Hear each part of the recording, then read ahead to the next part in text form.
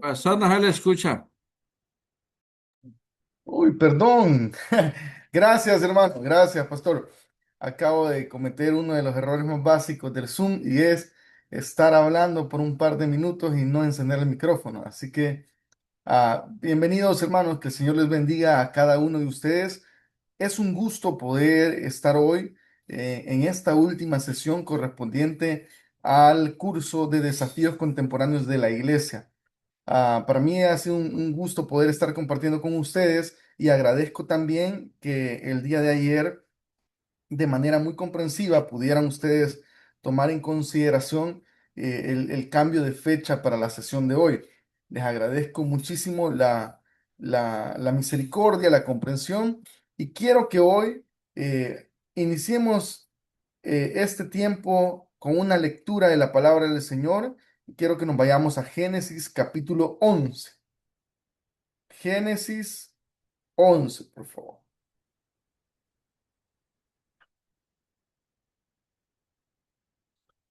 Génesis 11 nos presenta un episodio bastante interesante eh, y para la época bastante avanzado, en donde encontramos varios datos valiosos, varios datos bastante importantes. Vamos a leer Génesis capítulo 11. Cuando la gente se fue hacia el este, encontró un valle en la región de Babilonia y allí se quedó a vivir. En aquel tiempo todos hablaban el mismo idioma, así que se dijeron unos a otros, construyamos una ciudad con una torre que llegue hasta el cielo.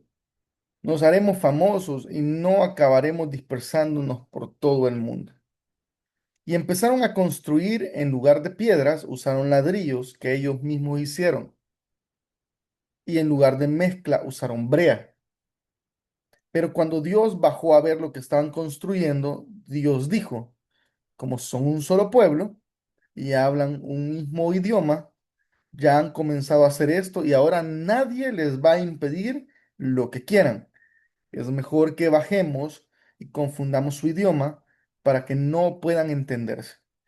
Y desde ese lugar Dios los dispersó por toda la tierra y ellos dejaron de construir la ciudad. Ahí Dios confundió su idioma para que no pudieran entenderse. Por eso la ciudad se llama Babel. Muy bien, hermanos. Hemos dado lectura a un escenario bastante interesante, a un episodio muy importante, muy valioso. Quisiera que dialogáramos un ratitito. Por favor, coméntenme. ¿Cuál era el propósito de la construcción de la Torre de Babel?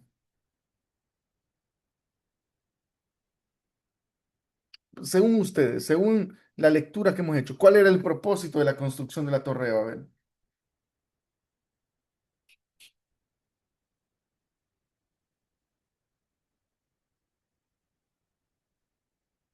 El Bueno, propósito era darse un renombre sobre la tierra. Esa Ok, era como interesante, la idea principal. interesante. Pues, hermana Jessica.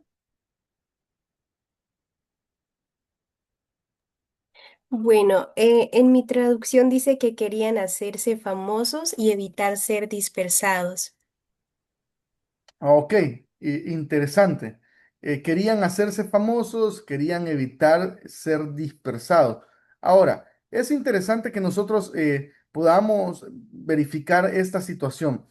Y es que el pueblo de Israel, anteriormente a lo que nosotros conocemos, perdón, antes del pueblo de Israel, perdón, anteriormente a lo que nosotros ya conocemos como algunas naciones que estaban dispersas, ya tenían ese deseo de querer ser distintos, ese deseo también de querer desarrollar ciencia. Por eso es que desde el Génesis capítulo 4 y 5 hay referencias de hombres que eran buenos haciendo cuestiones con el metal, eran buenos haciendo cuestiones de pronto con algunos otros recursos, pero antes del pueblo de Israel ya habían otras naciones que intentaban de cualquier manera posible poder recurrir a la tecnología.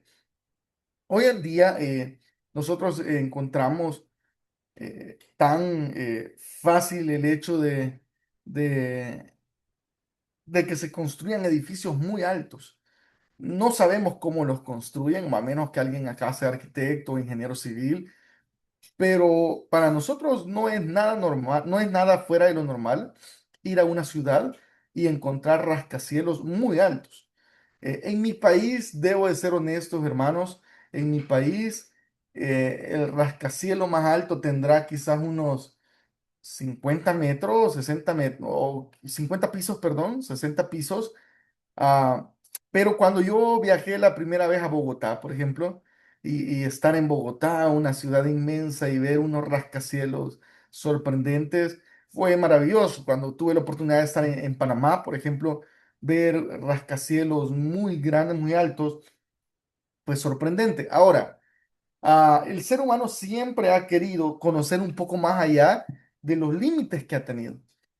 Y el objetivo de la Torre de Babel y de los hombres era disponer su nombre para la historia, que todo mundo supiera que en un tiempo hubieron hombres que estuvieron dispuestos a llegar hasta el cielo. Ahora, esta situación, queridos hermanos y hermanas, no ha sido, no se ha detenido y ha sido constante a lo largo de la historia de la humanidad. El ser humano siempre ha querido hacer las cosas que solo Dios ha podido hacer. El ser humano siempre ha querido ser más inteligente de lo que regularmente sus capacidades y límites podrían considerar. El ser humano siempre ha querido imitar todo aquello que ha estado asignado únicamente para Dios. Hoy quiero que hablemos un par de minutos.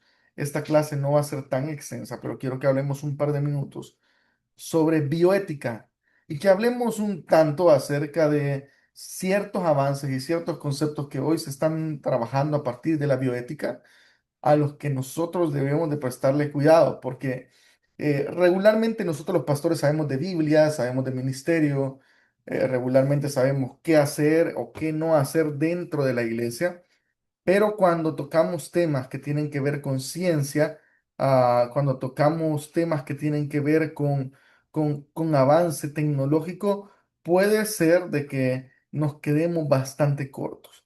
Ahora, quiero que hablemos entonces eh, de bioética. Y para eso vamos a basarnos en un libro de Antonio Cruz llamado Bioética Cristiana, una propuesta para el tercer milenio.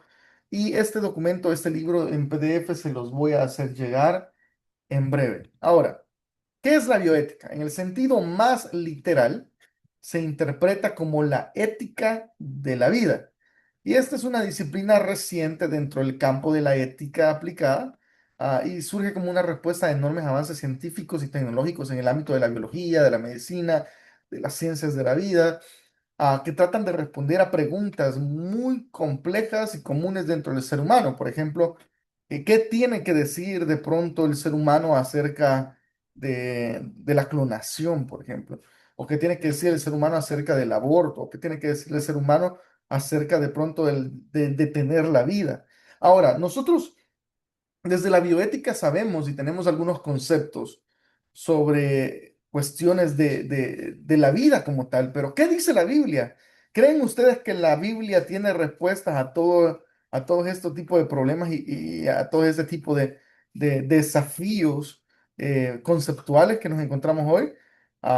Claro que sí. La Biblia responde absolutamente a todos los problemas que el ser humano pueda construir en su mente. Ahora, ¿cuál es la finalidad de la bioética?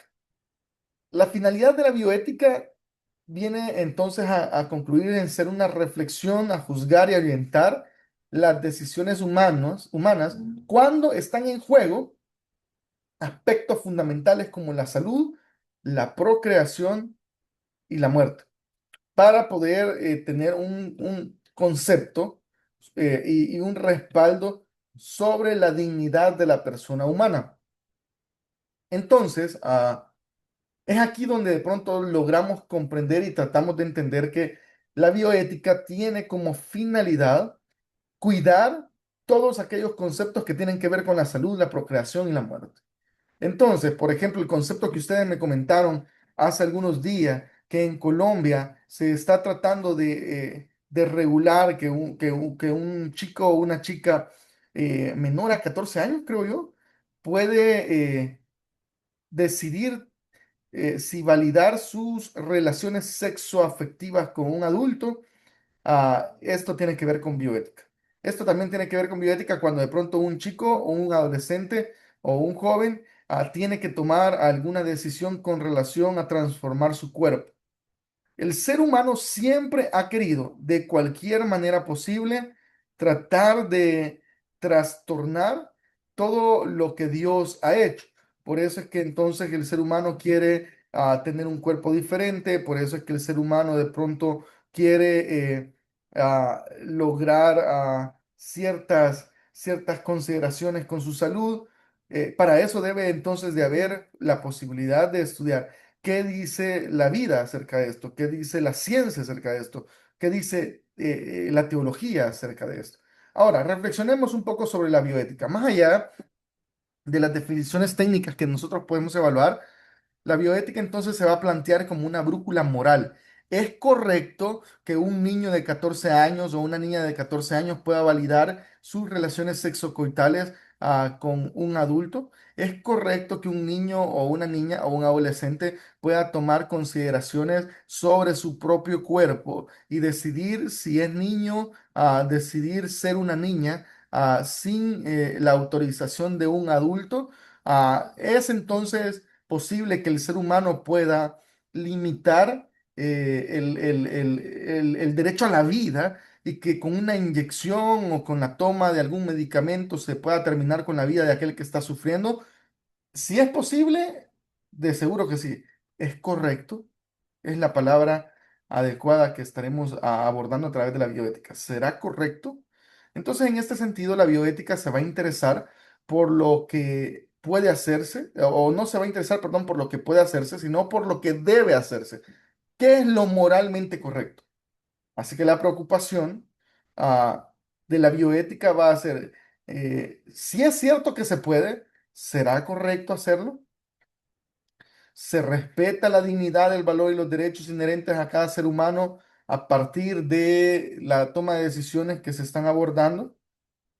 Ok, ahora, en realidad todo depende de la respuesta que se dé a este tipo de preguntas. La ética y en este caso la bioética parte de un principio fundamental. No todo lo técnicamente posible es moralmente aceptable.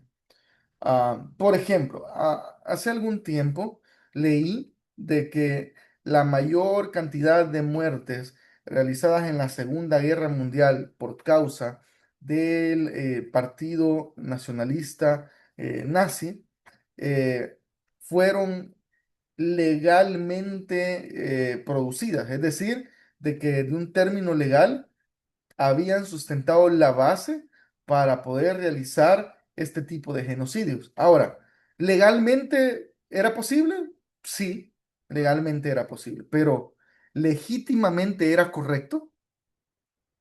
Ah, ¿Había la posibilidad de considerar en las posibilidades humanas, había la consideración de de asesinar a tanta gente? Bueno, se cree que fueron más de 14 millones de personas las que se pudieron contabilizar.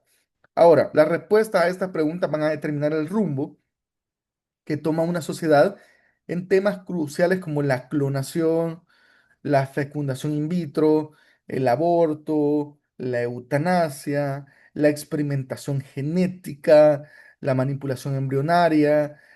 No sé si ustedes están al tanto, pero estuve leyendo que ahora en día, por ejemplo, ya es posible identificar de que si un embrión científicamente y biológicamente se logra confirmar de que no tiene algún tipo de defecto físico, es posible arreglar ese embrión y que este niño o esta niña nazca sin algún problema. Por ejemplo, aquí viene una situación interesante que podríamos nosotros dialogar. A partir de esta perspectiva, se consideraba de que ya no iba a ser posible que en el futuro, por ejemplo, nazcan niños y niñas con síndrome de Down, porque genéticamente iba a ser posible remediar a esta situación que produce de pronto la condición de síndrome de Down. Ahora, y para nosotros podríamos decir, wow, qué maravilloso, la ciencia está avanzando de una manera sorprendente, pero ¿será moralmente correcto todas estas decisiones que se están tomando a partir del avance científico? Ok, avancemos. ¿Es lícito aplicar a la vida humana todo aquello que tecnológicamente se puede hacer? Esta es una de las preguntas claves. La capacidad técnica y científica del ser humano ahora, hermanos, ha alcanzado niveles impresionantes. Sin embargo, la ciencia sin ética puede convertirse en una amenaza. Así que esto puede llegar a ser más que una bendición, un problema. Ahora sí, creo que vamos a tener la oportunidad de realizar algunos ejercicios. Sin embargo, creo que solo habemos tres personas ahorita. Quiero, por favor, que en la medida que les sea posible, vayan a la web ahorita mismo y logren investigar algún caso en donde ustedes puedan llegar a esta situación. Por ejemplo, el avance de la ciencia ha sido tan alto, tan grande, que de pronto a ustedes los deje sorprendidos. Entonces, ustedes van a investigar ahorita en los próximos 5 minutos algún caso del que ustedes recuerden. Por ejemplo, les presento un dato. Ahora se puede operar a una persona a corazón abierto y el médico está en Shanghái, China, y la persona operada o que va a ser operada puede estar en Bogotá. Así que a través de ciertas consideraciones tecnológicas sí se ha logrado desarrollar eso. Ahora, ustedes van ahorita mismo a investigar algún avance científico que a ustedes les vuele la cabeza. Que ustedes digan, no sé qué más sigue en este mundo, qué más puede suceder. Así que nos vamos a tomar estos 5 minutos para que ustedes puedan recordar un caso o ustedes puedan investigar un caso. Puede ser médico para que abordemos este tema que estamos trabajando. Así que vamos a tomar 5 minutos. Ah, Cuando comenzamos a ignorar estos principios, cuando de pronto comenzamos a hacer que las cosas puedan parecer posibles a través de la ciencia, entonces tendemos a justificar cuestiones inhumanas en nombre del progreso. Entonces decimos, no, es que el avance de la ciencia ha sido tan grande que nos permite ahora que los niños que vienen enfermos desde sus embriones, no nazcan. Decidimos nosotros los seres humanos que no nazcan. Entonces, ¿es posible eso? Sí. ¿Es legítimo y moral? No. Ahora, ¿se puede trasladar sin más ni más las prácticas habituales que se vienen haciendo? Por ejemplo, en la veterinaria, hablemos acerca de la procreación del ser humano. Ah, definitivamente no. Aunque biológicamente haya similitudes entre los seres humanos y los animales, la dignidad del ser humano es única y superior. Yo no sé qué piensan ustedes, pero aquí en El Salvador hay un grupo que se llama Animal Lovers, que defienden a los animales eh, a capa y espada. Y está bien. Por ejemplo, aquí en mi país, yo no sé cómo están las leyes en Colombia, pero aquí en mi país, una persona que maltrate a un perrito, sea un perrito callejero o un perrito de hogar, de casa, una persona que lo golpee, tiende a tener una multa de más de $300. Y puede también ir a la cárcel. Ahora, está bien, todas las leyes, todas las posibilidades que se quieran gestar, pero nunca va a estar bien pensar que la vida de los animales es superior a la vida del ser humano. Por ejemplo, yo conozco personas que de pronto en una película ven morir a 10 humanos y están todo tranquilos. Se muere un perrito en la película y entonces les agarra un colapso emocional. Ahora, no se puede tratar de pronto la reproducción humana con los mismos criterios con los que se maneja la reproducción animal. La vida humana no debe de ser fruto de una manipulación industrial ni de un proceso impersonal. Así que traer un ser humano al mundo conlleva una responsabilidad mucho más mayor que de pronto algún atentado que se quiera hacer con los animales. Y menciono esto porque pues es bien conocido por nosotros que ahora en día se trabaja mucho en la ciencia y en los avances científicos con los animales, pero también es de pronto una limitante que nosotros debemos de considerar. No porque se puedan hacer muchas cosas con los animales, significa que también pueda ser posible hacer muchas cosas con los seres humanos. Ahora,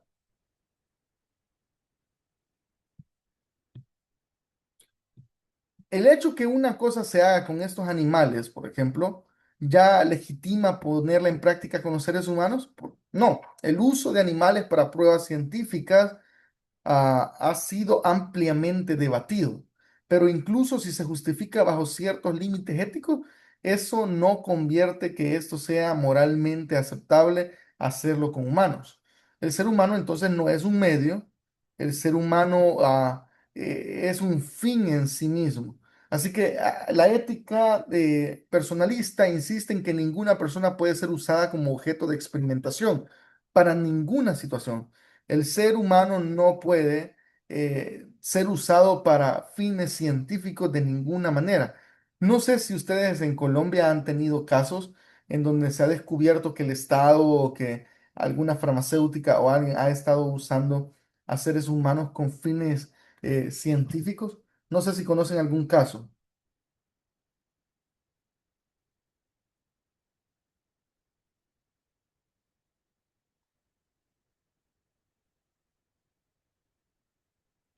Si no, les comento que en la mayoría de los países que han estado en algún momento en guerra, sabrán que hay ciertas situaciones que se generan en el ser humano y en la historia de la humanidad, en donde el ser humano como tal se ha visto involucrado en situaciones de experimentación. Ahora, nosotros no estamos de acuerdo con ello. Debe de considerarse legítimo el trato del cuerpo humano como si fuera material para experimentos de laboratorio. No, de ninguna manera. En tiempos históricos como en la Segunda Guerra Mundial o en tiempos de guerras en nuestros países, muchas mentes malintencionadas y diabólicas trataron de usar a los seres humanos para poder investigar. En nombre de la ciencia hacían uso de los seres humanos. Y esto no era más que deshumanizar a la persona y violar su dignidad. Incluso en algunos países se hace esto en las cárceles, se hace esto en lugares de tortura.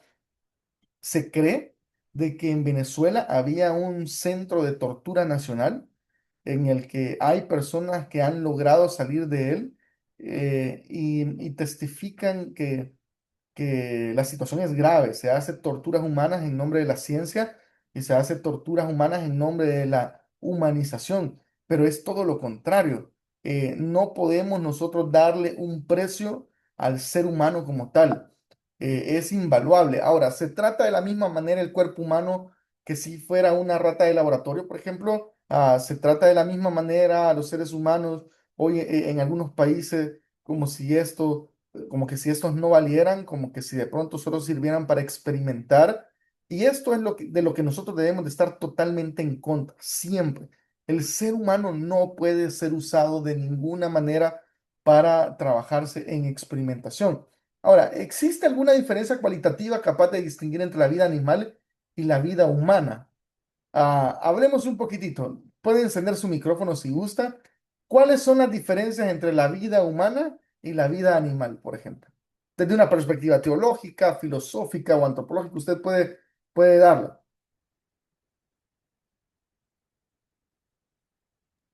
Hola, pastor. Adelante, adelante, hermano Camilo. Bueno, yo considero que, no sé, no si estoy errado, pero el animal no tiene espíritu, ¿no? Como el ser humano. O sea, en el ámbito religioso, digámoslo así. Ok, sí, me parece interesante. ¿Alguien más? Pastor, que tampoco tiene conciencia, ¿no?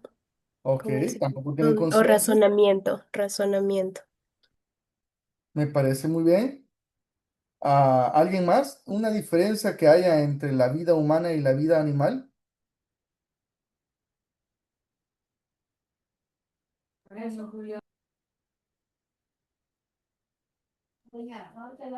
Una diferencia, pues en la legislación colombiana, creo, no estoy seguro, que son personas y cosas, o sea, son cosas, una cosa puede ser propiedad, a cambio una persona no tiene, nadie tiene propiedad sobre un ser humano, o sea, es una gran diferencia.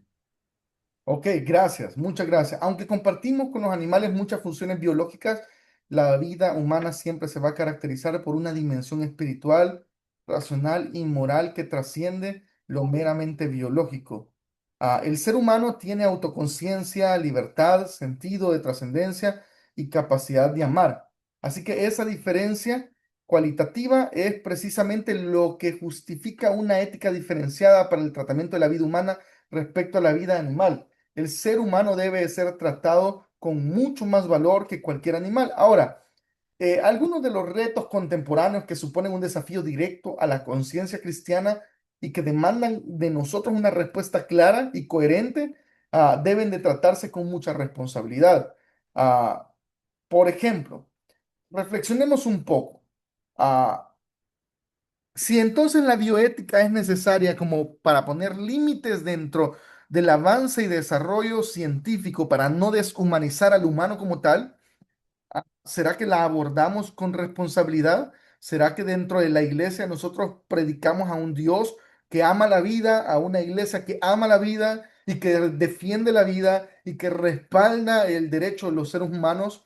Ahora, evidentemente, para poder estar claro en este concepto, en primer lugar, nosotros debemos de saber qué es lo que dice la Biblia acerca de la ética, qué es lo que dice la Biblia acerca del ser humano y su comportamiento. Ahora, cuando hablamos de ética, nos referimos al estudio de la conducta humana, que pretende diferenciar en lo que está bien de lo que está mal. Am, y la ética es totalmente diferente a lo moral. ¿Cómo explico esto? Yo soy docente de ética en espacios de seminarios y universidades y lo explico de la siguiente manera. Vamos a ver, Pastora Zoraidez, ¿puede activar su micrófono? ¿Le es posible o le pregunto a alguien más? No, no, no, sí puedo, sí. Estoy allá, la iglesia está allá en su discipulado y yo estoy aquí ya. Ok, gracias, Pastora Zoraidez. Una consulta. ¿Quién le enseñó a usted que no está bien robar? Mi mamá, Ok, su mamá le enseñó que no está bien robar. ¿Alguna vez usted tuvo que aprender esa lección de una manera difícil o nada más fueron enseñanzas que de pronto su mamá le dejó? una vez, no, mi mamá una vez me pegó y mi papá porque yo recuerdo mucho que mi papá no nos daba, digamos, las onces que uno lo llama ahora. Entonces mi papá vivíamos en una finca y tenía mucho café y yo le robaba café a mi papá y iba y lo vendía al pueblo. Entonces se dieron cuenta y me castigaron y de ahí aprendí que no puedo robar. Ok, perfecto. Me parece interesante. Entonces, la moral nos indica que alguien nos enseñó que algo no se debe de hacer porque no está bien. Entonces, la moral nos dice, tú aprendiste de alguien. Tus valores morales te indican que no está bien robar. Pero la ética nos indica de que hay ciertos castigos legales que nos impiden hacer eso y que nosotros tratamos de regular nuestras decisiones porque si no sabemos que hay un castigo. Ahora, yo sé que la pastora Zoraide aprendió de parte de su mamá que no está bien robar, pero ¿qué tal si la pastora Zoraide roba ahora un celular a alguien? Su mamá posiblemente solo le va a decir, yo te dije que no estaba bien hacer eso, pero la justicia colombiana no le va a decir eso. A la justicia colombiana la va a mandar a la cárcel. Entonces, ética es saber que hay ciertas legislaciones, ciertas consideraciones que no están bien y que nosotros de pronto reconocemos de que no están bien y las hacemos porque sabemos que hay un límite judicial y legal ante eso. Y moral es saber que no las hacemos porque alguien construyó en nosotros valores que nos indican que no está bien hacerlo. Ahora, cuando hablamos de sistemas éticos, hay muchas éticas distintas en el mundo según el concepto que el hombre posea. Hay sistemas éticos que buscan por encima de todo el placer y la felicidad. Por ejemplo, el epicureísmo decía que el ser humano es feliz mientras el placer le sea posible echarlo a andar en su vida. Es decir, si un ser humano encuentra felicidad en las drogas, está bien, no hay ningún problema, drógate todo lo que quieras, porque si tu felicidad proviene de las drogas, eres realmente pleno. Pero hay sistemas éticos que indican, como el estoicismo, de que el ser humano debe de buscar placer en lo más básico de la vida, en la pobreza, en la escasez. O el utilitarismo que dice que la búsqueda de la felicidad es el hombre en sí y su razonamiento. Ahora, el idealismo moral dice que para distinguir lo bueno y lo malo hay que confiar en la infalibilidad de la institución moral del ser humano, es decir, la conciencia. La conciencia de pronto es esa parte en nosotros que nos indica cuando algo no está bien o cuando algo está bien. Por ejemplo, Disney lo trató de plasmar con un angelito que le sale a cada uno y un diablito que le sale acá, ¿cierto? Entonces usted dice algo, hace algo y el diablito le dice, hacelo, no hay ningún problema. Y el angelito le dice, no lo hagas, te vas a meter en lío. Nosotros los seres humanos sabemos de que esa conciencia la conocemos como Espíritu Santo, ¿cierto? Nos dirige, no está bien lo que estás haciendo, deberías de remediar. Ahora, eh, cuando nosotros a través de nuestras construcciones morales logramos identificar que algo de lo que nosotros decimos o hacemos no está bien, moralmente correcto, nosotros hemos establecido sistemas éticos en nosotros. Hay reglas, hay bases, hay limitaciones que nosotros hemos construido que nos impide hacerlo. Ahora, cuando hablamos del sistema ético del evolucionismo, nos indica que cualquier conducta es buena siempre que sirva para adaptar al individuo a la sociedad y aumente las posibilidades de sobrevivencia. Si para aumentar las posibilidades tienes que mentir o tienes que robar, este sistema lo acepta. Ahora, la pregunta ¿es bueno eso? Cuando hablamos del evolucionismo, podemos poner un caso. Ah, el caso de los adolescentes o niños que pueden decidir sobre transformar su cuerpo y ser transexuales. Para el ser humano, de pronto esto puede ser evolución, ¿cierto? Porque hace 30 años eso no era posible, ni siquiera concebible en el pensamiento humano. Pero para nosotros puede ser de que eso altere totalmente el proceso de la vida y el proceso legítimo, natural que tiene el ser humano. Otro sistema ético es el trascendentalismo, sistemas que ya los griegos pusieron de moda, como Platón, Aristóteles, y que nos indican que el ser humano puede alcanzar la virtud por medio del uso adecuado de la razón. Y en la práctica la razón se concretaría en respetar la opinión de la mayoría. Es decir, si la mayoría dice de que el aborto es posible, nosotros tenemos que aprender a respetar la opinión de los demás y decir, si la mayoría lo dice, entonces es moralmente correcto, cuando no es cierto. No es cierto que lo que la mayoría dice es moralmente correcto y nosotros debemos de tener mucho cuidado. Lo que la mayoría de un pueblo decide es moralmente correcto, no es cierto. Si la mayoría de un país decide que el aborto es bueno, la minoría se tiene que conformar y tiene que aceptar que el aborto es bueno. Ahora, hablemos entonces del sistema ético que sugieren las Sagradas Escrituras. Esta es la pregunta clave de la bioética cristiana. Y aquí la pregunta en cómo conocer la voluntad de Dios acerca de estos temas va a ser clave. Ah, Comprendamos eso. La bioética es la ética aplicada a todo aquello que tiene que ver con la vida. La microbioética tiene que ver con todo aquello que hace el ser humano y que es el ser humano. Y la macrobioética se ocupa de los animales, el ecosistema, el respeto a la naturaleza, del medio ambiente. Ahora, los principales ámbitos de la aplicación de la bioética, el control de la natalidad, el aborto, la ingeniería genética y la eutanasia.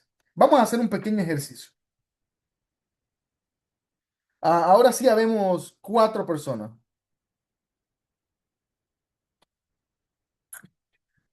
Déjenme, por favor, dejar de compartir. Hermana Jessica, adelante, ¿le parece si usted inicia? Me parece, pastor. Ok. Bueno, bueno, hablando con el pastor Alexander, pues veíamos que en la Biblia no se menciona la palabra aborto así como tal. Pero entonces, pues es algo muy interesante porque él me comentaba que pues yo no sabía sobre eso. Y es que decía que aquí en Colombia, la legislación colombiana, la ley colombiana, consideraba una persona al que es a cuando se nace vivo o cuando ya respira. Pero entonces cuando lo vemos en la palabra de Dios dice que desde el embrión ya es una persona. Entonces, como que desde ese punto vamos mirando que como seres humanos o aún la ley colombiana no da a entender eso y dice pues que como que en el feto nomás no es una persona y no tiene derechos por ser un feto, ¿sí? Entonces tiene derechos cuando ya sale afuera. Y a partir de la concepción cristiana vemos que el aborto es un pecado y porque está incumpliendo al mandato de no matarás. Llegábamos a esa conclusión y veíamos también el Salmo 139 que pues habla acerca de que tú me entretejiste desde el vientre de mi madre y aún lo que habla acerca de Jeremías, de que antes de que el vientre, el Señor en el vientre ya le conocía. Entonces vemos que de una manera interesante aún en la ley mosaica hablaba acerca del aborto. Veíamos un poco en Éxodo, en el capítulo 21, del verso 22 al 25, y hablaba algo muy interesante, y es que hablaba acerca de un aborto involuntario, porque decía que si una mujer se metía en una riña y hubiera un aborto, pues entonces eso fuera contado como un accidente, pero en ese caso habría también una multa, o sea, una pena menor. Pero entonces, si lo vemos en el contexto de hoy, es muy diferente, porque existen muchas corrientes que cuando el feto tiene malformaciones o cuando es producto de una violación, dicen que el aborto sí se justifica. Pero entonces cuando lo vemos a la palabra de Dios, pues estaría incumpliendo con la ley del no matarás y estaría en contra de la vida. Y veíamos también un caso muy importante, el caso de Judá. Entonces dice, el pastor me comentaba también y decía que eh, esta persona, el hijo de Judá, dice que él eyaculaba por fuera. Entonces como que no quería tener el hijo y a partir de eso dice que el Señor le quitó la vida. Entonces como es como compararlo con los medios anticonceptivos que existen hoy en día o incluso las inyecciones del día después. Entonces pues llegamos a esas conclusiones, pastor. Muchas gracias, hermana Jessica. Muy interesantes los casos que ustedes han presentado. Adelante el siguiente equipo. Creo que el hermano Camilo será el encargado. Hola, pastor. Sí, estuvimos consultando con la pastora. Y bueno, explícitamente la Biblia no menciona de la eutanasia que nos correspondió sobre este tema. Pero sí se da a entender, por ejemplo, en el libro de Job, capítulo 12:10. Venga, me permite un segundo, les comparto. Job 12:10 dice, en su mano está el alma de todo viviente y el hábito de todo el género humano. Entonces, ¿qué nos da a entender, o bueno, lo que estuvimos consultando, que él tiene la autoridad de quitar la vida, no el ser humano? Pero, bueno, quería comentar algo que, sobre una compañera en Bogotá, ella, una compañera de trabajo.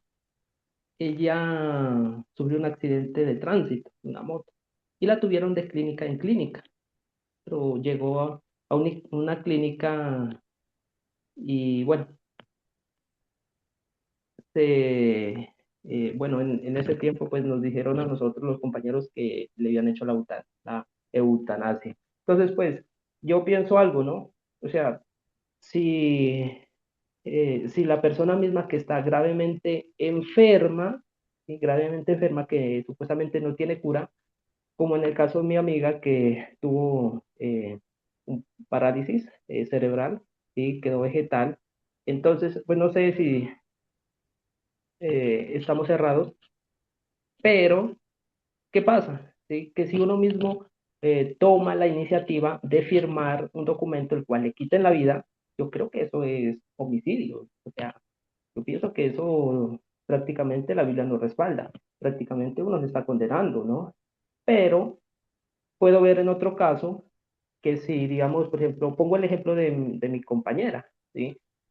Que sus familiares tomaron la decisión sin que ella supiera, pues yo pienso que esa persona pues no tiene culpa, ¿no? Pero si uno, o sea, aquella persona que está pasando por ese momento crítico, que no tiene cura, y firma eso, pues pensaría que ella misma se está condenando, ¿sí? Entonces, pues, para resumir, prácticamente lo que nos arrojó acá en el sistema, pues la Biblia no nos habla sobre la eutanasia. Eso sería mi pastor. La pastora tendría algo que decir. Bueno, gracias, Camilo. En Salmos 36:9, también para sustentar un poquito lo que dice Camilo, Salmos 36:9 dice, en ti está la fuente de la vida. Gracias, luz, podemos ver la luz.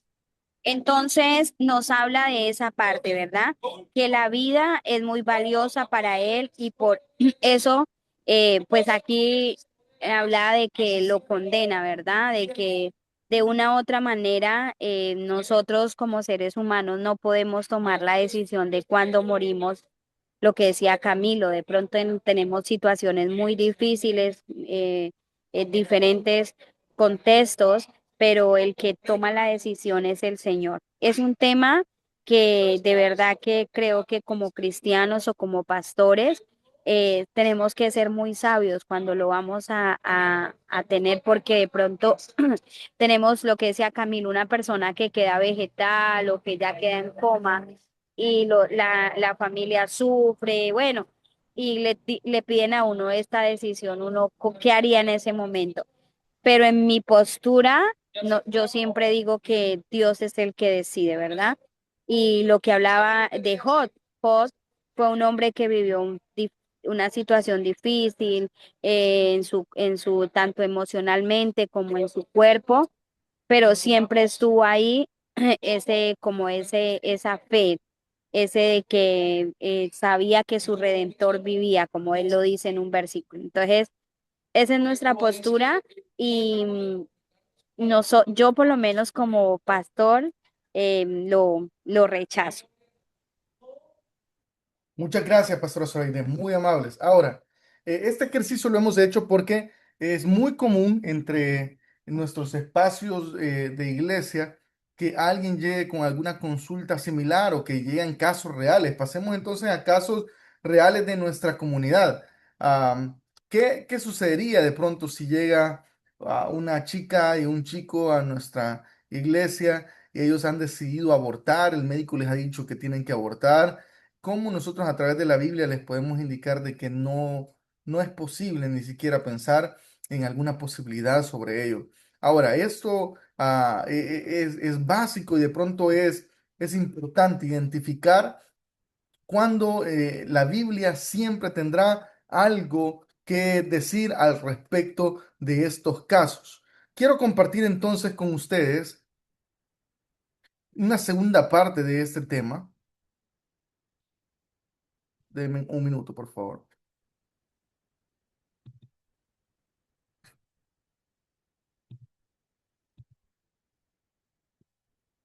Sobre casos importantes de bioética. Ahora, hablemos un poco de la reproducción asistida. Cuando el proceso natural de la fecundación se ve afectada por una inseminación artificial y entonces se produce una fecundación in vitro. Ahora, ¿será que el ser humano puede intervenir entre el proceso de procreación que solo ha sido diseñado naturalmente por Dios? Ah, de poder puede. ¿Será que moralmente es correcto? De ninguna manera. Ahora, hoy en día el caso de la reproducción asistida es uno bastante común entre todos aquellos matrimonios que, por ejemplo, no pueden tener hijos. y que tienen la capacidad económica para poder pagar este proceso. Entonces, es de pronto necesario que nosotros toquemos estos temas dentro de nuestra congregación para todos aquellos que en algún momento se han visto en la terrible situación de no poder tener hijos, sepan que la Biblia tiene algo que decir al respecto, que la Biblia tiene mucho que mencionar con relación a estos temas. Ahora, cuando hablamos entonces de estos temas, también podemos irnos al problema grande de nuestras sociedades que tiene que ver con el aborto. Estamos en medio de una sociedad abortista y estamos en medio de una sociedad abortista porque el aborto es un gran negocio.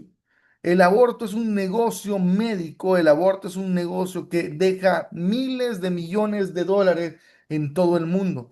Así que en cualquier momento se logre o se pretenda culminar con estas situaciones, siempre se terminará ganando a partir del negocio que éste representa. Ahora, cuando hablamos entonces del aborto, tenemos que saber que hay diferentes tipos de aborto. Y este no es un curso, no es una clase particularmente de esto, sino de presentar el problema como tal. Tenemos que entender de que en nuestros países latinoamericanos se ha estado presentando las justificaciones o las causales del aborto. Las estábamos hablando con el pastor David hace un par de días, ciertas causales que están ocasionando que en algunas sociedades latinoamericanas derivadas de una conciencia europea puedan concebir la posibilidad de siquiera generar la propuesta del aborto. Ahora, nosotros debemos de tener ciertas valoraciones éticas. Es pecado quitar o limitar la vida de un ser indefenso. Es pecado. Defenso o indefenso. Es pecado. El ser humano no puede de ninguna manera establecer principios para la interrupción de un embarazo porque nosotros creemos de que el embrión es parte ya de un ser formado, un ser diseñado por Dios mismo, y nosotros no podemos tomar acción o no podríamos tomar ningún tipo de consideración al respecto. Ahora, hablemos de este concepto, la eugenesia. La eugenesia es el conjunto de prácticas y teorías orientadas a la mejora de la especie humana mediante la selección artificial de ciertos rasgos genéticos. La eugenesia busca eliminar o prevenir la transmisión de lo considerado indeseable y promueve lo superior. Se diferencia entre la eugenesia positiva, por ejemplo, fomentar la reproducción de genes aptos, y la eugenesia negativa, impedir la reproducción de genes no aptos. Así que cuando hablamos de eugenesia positiva, por ejemplo, encontramos casos de algunos, algunos niños que en el vientre vienen con algún problema y que el médico ha identificado que se puede resolver este problema. En lo que les mencionaba, por ejemplo, el caso del síndrome de Down, eugenesia positiva. Pero eugenesia negativa de pronto es ver que un niño viene con algún defecto físico y decidir eliminarlo solo porque viene con un defecto físico. Hay algunos antecedentes históricos ah, en donde ciertos científicos y ciertos biólogos empezaron a trabajar el concepto de eugenesia y cómo el ser humano puede interrumpir el proceso de la fecundación. Algo que nosotros sabemos no está bien visto. Ahora, la eugenesia hoy en día actúa a través del diagnóstico prenatal, la selección de embriones, la ingeniería genética, la presión social sobre los discapacitados, y la sociedad sigue promoviendo un ideal de normalidad que va a excluir al débil, al enfermo, al no deseado. Y esta nueva eugenesia, que está disfrazada de libertad o de avance científico, pone en riesgo la ética humana y cristiana. De pronto se nos presenta como una propuesta, sin embargo, o una propuesta de desarrollo, o una propuesta de avance, sin embargo, es deshumanización disfrazada de progreso.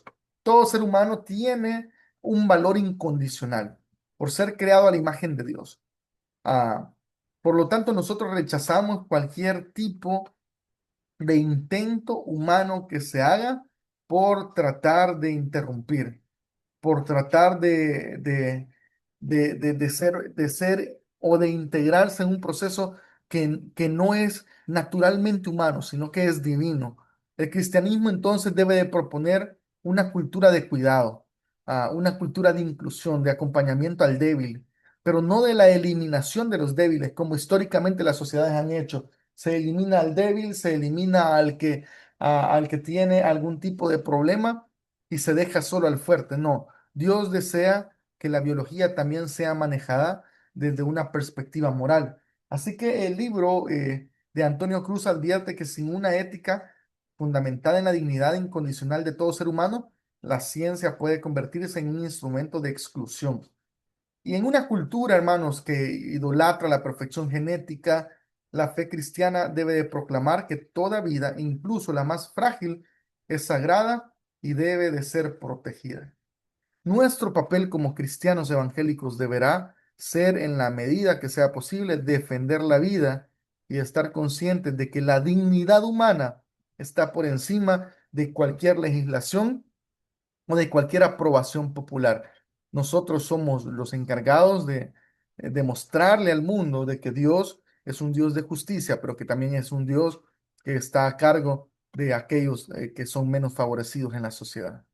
Preguntas o comentarios, queridos hermanos, a este tema que hemos desarrollado esta noche.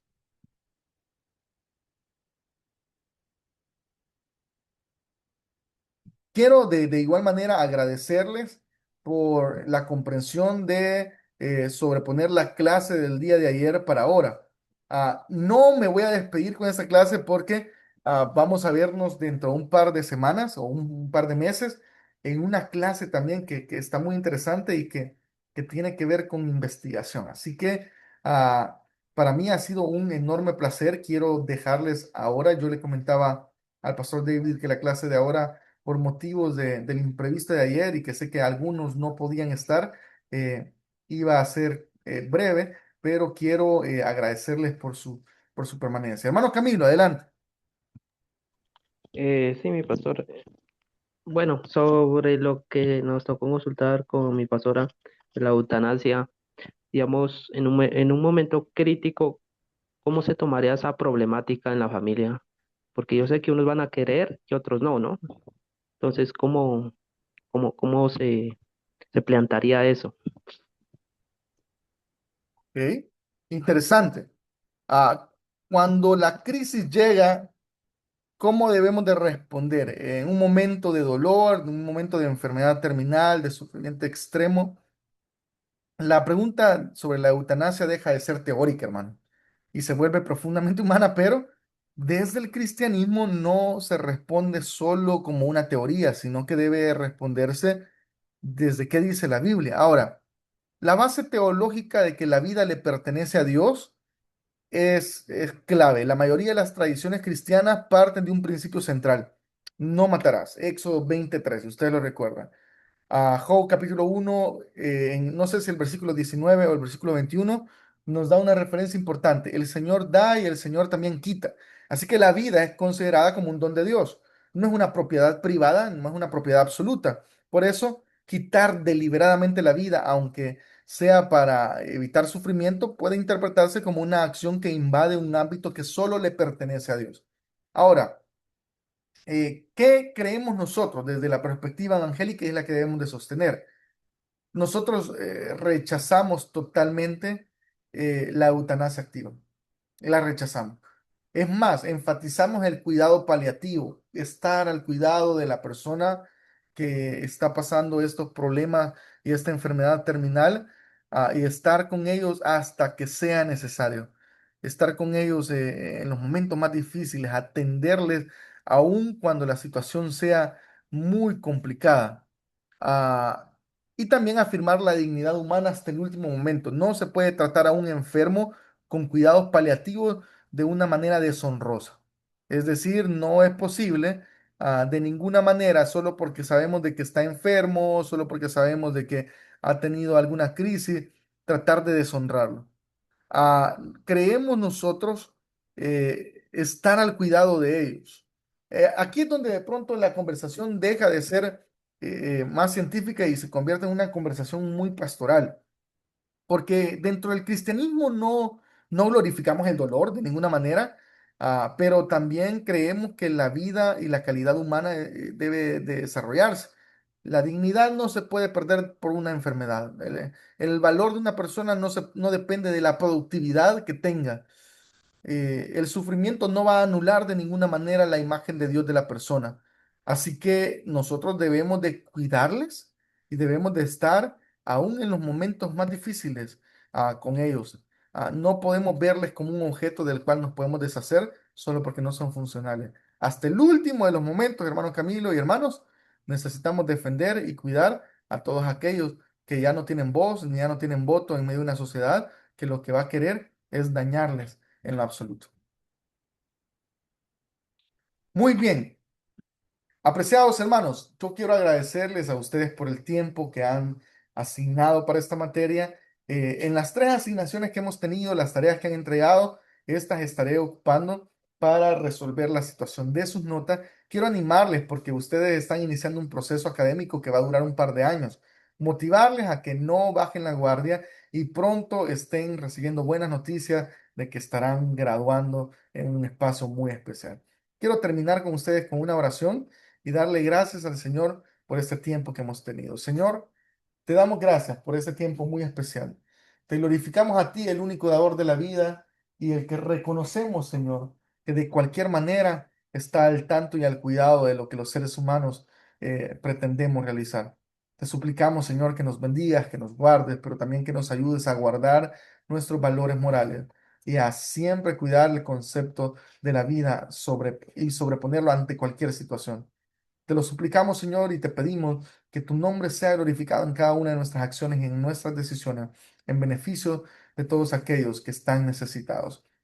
En el nombre de Jesús, amén y amén. Que el Señor les bendiga a todos, queridos hermanos. Un fuerte abrazo. Nos vemos pronto y ánimo. Que el Señor les bendiga. Igualmente, bendiciones. Dios le bendiga. Dios